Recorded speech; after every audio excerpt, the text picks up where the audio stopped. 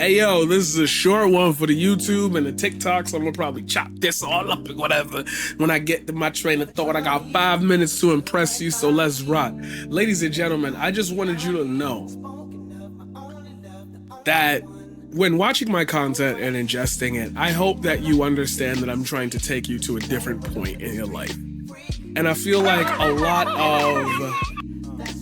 of what we witness as the fall of our grace, the fall of our childhood innocence, those things that I constantly talk about, how the seasons don't feel the same, why gaming doesn't feel the same, a less nostalgic approach and a more ordered and reasonable approach towards your economic status growing up, your skin color, etc. Knowing all of the cornerstones of how we consider political thought to be rigid and based on history and the order of what we expect out of people, I'm trying to provide you with a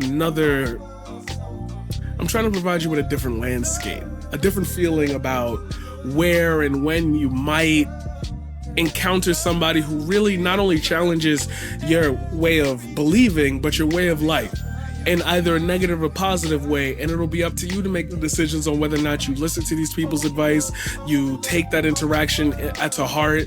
And we're obviously not talking about traumatic events and whatnot. We're talking about simple day-to-day things. I'm hoping that I give you a voice inside your head that says, okay, I understand this shit is fucked, but at the same time, there are people out there that could probably make sense of this in a way that stops me from having a cavalcade of incidents happen around it. I can read people a little bit better. I can understand someone's viewpoint, even if I don't agree with it, and I'll find a better way, if I'm their friend, to show them a little bit more love and compassion on things that they don't know, that they just got introduced to, because, I might ingest from this content creator, or I might have read this book.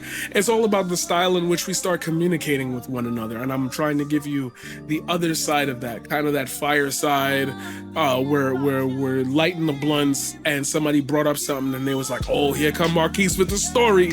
But even though we laugh about it, we all kind of tune in. That's what I'm trying to give you, that after school feel. I'm trying to give you that tsunami feel. You sat down and you knew what the niggas at the table was going to tell you, was going to talk about tomorrow. So you started coming up with all these theories. You started printing things out on the library. Oh, I'm going to do this, blah, blah, blah. That kind of fostered community that was kind of forced upon us because the internet didn't dominate our lives. There wasn't a fucking pandemic and we were kids. If we could get an analysis on just how that grew and our connections to it, and what the kids of this age, the kids of the next age,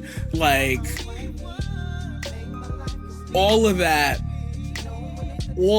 creates a paradigm, let's say, and how we analyze what we really feel when we're expressing ourselves. And I just want to be the one to hopefully maybe one day shift that paradigm to be a little bit more humble, a little bit more funny, and a little bit more you. See you in the next one.